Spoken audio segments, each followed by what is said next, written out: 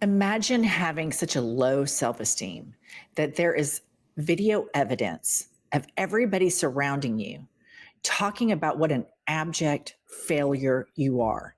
And then you're so desperate to make friends that you make friends with these people that used to bash you vociferously and honestly.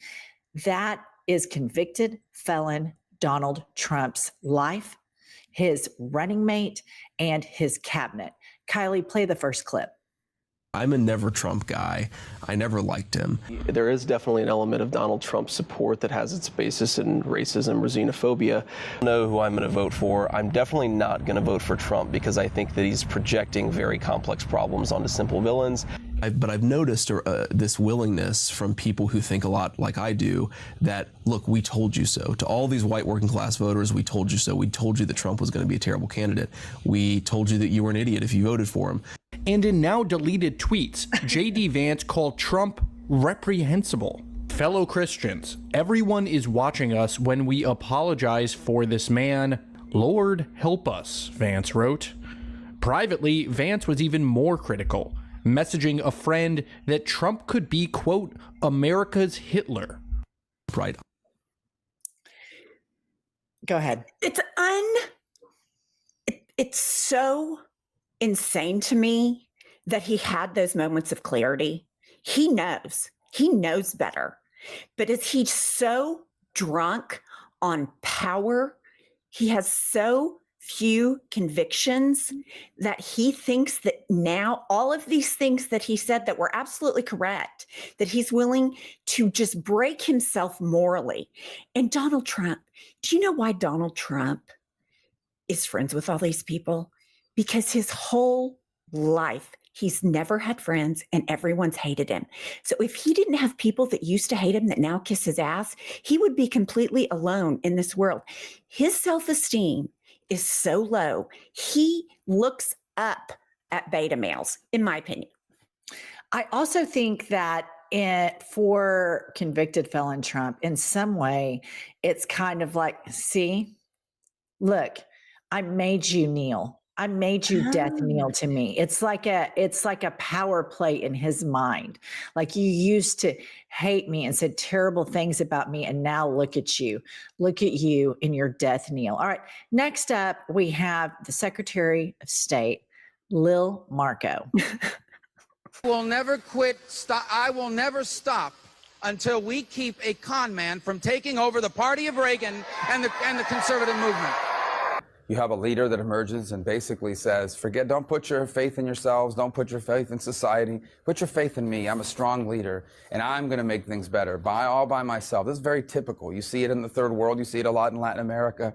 I think people are going to have to make up their mind. I can tell you this, no matter what happens in this election, for years to come, there are many people on the right, in the media, and voters at large that are going to be having to explain and justify how they fell into this trap of supporting Donald Trump, because this is...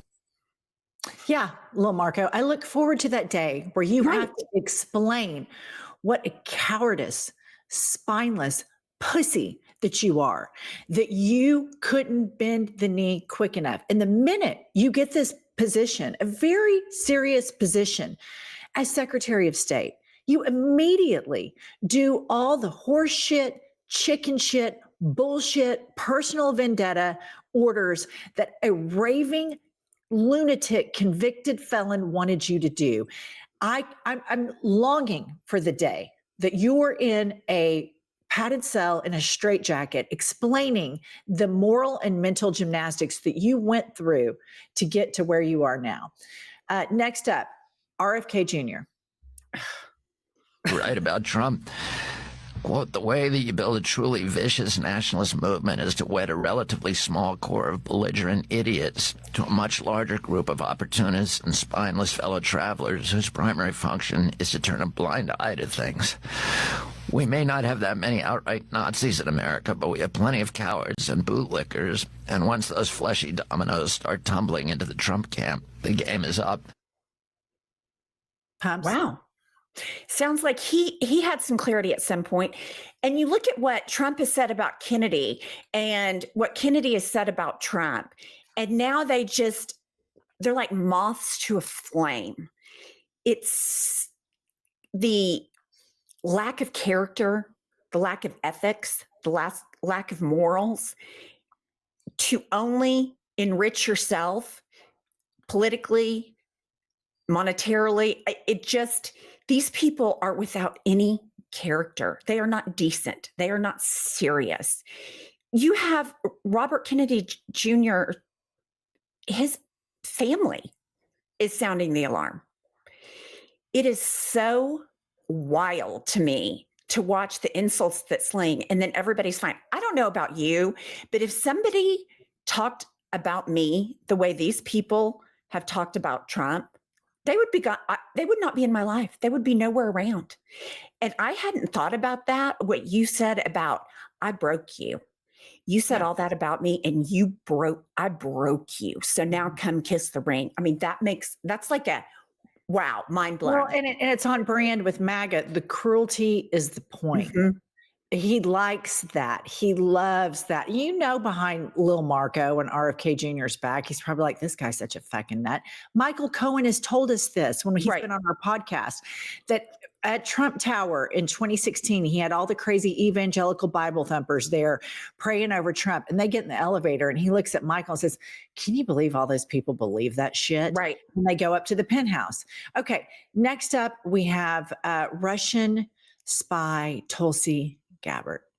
What's happening right now is a very clear consequence of having a commander-in-chief who doesn't know what he's doing. He doesn't have experience and background and understanding in foreign policy. In a one-on-one interview in Hanover in January 2020, Gabbard blasted Trump's decision to use an airstrike to kill Iranian General Qasem Soleimani. Trump has committed an act of war. He has pushed our country into a state of war with Iran, a war that will prove to be far more devastating and costly than anything that we saw with the war in Iraq or the war in Afghanistan. It'll make those wars look like a picnic. So Tulsi, if you look at her historically, she is constantly rushing to the defense of dictators, specifically Assad and Putin. She's wildly dangerous. I think it's going to be very important that all of us watch all of the Republican senators and see how they vote on this, because there are going to be some that have been radicalized and have channels with Putin. I just think that exists in the country, and Putin has been making his way into doing that for a little over a decade now. So it's going to be interesting when they do the roll call on Tulsi to see where each person falls. Next up, we have now the Secretary of Defense, Pete Hegseth, having moments of sobriety and clarity. Here you go. It's typical Trump. All bluster, very little substance. He talks a tough game, but then when pressed on it, he's an armchair tough guy. I hate to say it, but this is a guy who said that John McCain is not a war hero, yet he sought his own 5 military deferments. And here's what I have to say.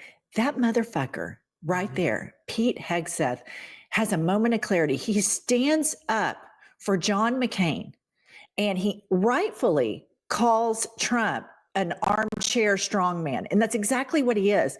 But then what does he do? The minute he gets the votes, tiebreaker vote, he revokes Milley's security detail. Yep. And now he wants to remove one of his stars.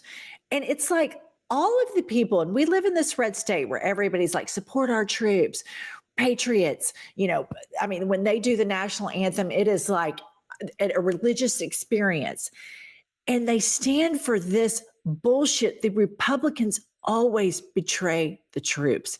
It is performative support from the Republicans to the U.S. military. They send our poorest over to fight these fights. They come back home and they need medical care, they need PTSD care, all sorts of care. The Republicans rarely vote for it. It is such performative bullshit. And I feel so sad for so many people that genuinely see the service in the military as a patriotic form and a way for them to have a career, to have this lying sack of shit lead their department. One thing he was absolutely right about, Trump has no respect for the military, none. Not for our war heroes, not for our wounded, not for those that have died in combat. The way he has behaved regarding veterans is abhorrent. And you know what? Pete Hegseth, he knew better, and he is now helping build him up. He has no respect for the military anymore. He would look at himself and say, I am wholly unqualified. If I had any respect for the military, I would have withdrawn my name because I am a talk show host. I have no business running the military when I ran 2 nonprofits into the ground. Like, it is so gross. And the fact that the Republicans, oh, we're pro law enforcement, we're pro military. Are you? Because you don't fund it. You let go criminals that attacks cops. But again, you go back to the moral deprivation of these people. Pete Hegseth, you knew once you were in the military and you dishonor your military service by supporting this man. And it is offensive. It is offensive to me, all of it. This is right now, we have just played for all of you. These are the people that surround Trump that at one point had moments of clarity. And now he is reveling in the fact that they are all in the throes of an active death knell to a man who tried to give a microphone a blowjob. And that is real. Like he literally tried to perform oral sex to a microphone and he cannot blend his goddamn makeup.